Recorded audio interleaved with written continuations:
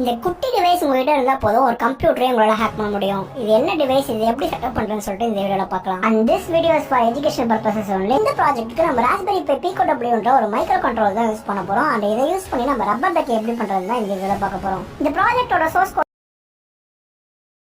நீங்க டைரக்டா அங்க இருந்து டவுன்லோட் பண்ணிக்கலாம். டவுன்லோட் பண்ணிட்டு அதை எக்ஸ்ட்ராக்ட் பண்ணிக்கோங்க. எக்ஸ்ட்ராக்ட் பண்ண உடனே உள்ள வந்து இன்னொரு ஃபைல் இருக்கும், அதையுமே எக்ஸ்ட்ராக்ட் பண்ணிக்கோங்க.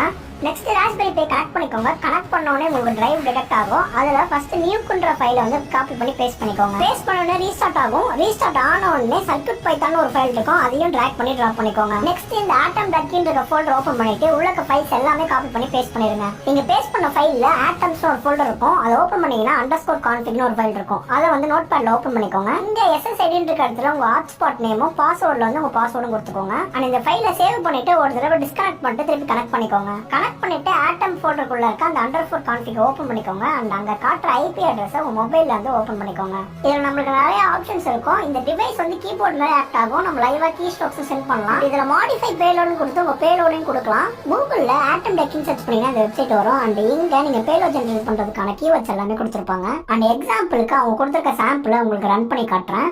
நான் காப்பி பண்ணிட்டு இங்க போய் பேஸ்ட் பண்ணிக்கிறேன். அண்ட் குரோமுக்கு பதிலாக ரன்னும் HTTP கொடுத்து என் வெப்சைட் நான் கொடுத்துக்கிறேன். இதை நான் சேவ் பண்ணி இன்ஜெக்ட் பண்ணோன்னே அந்த வெப்சைட் விக்டிம் மிஷின்ல ஓப்பன் ஆகும்.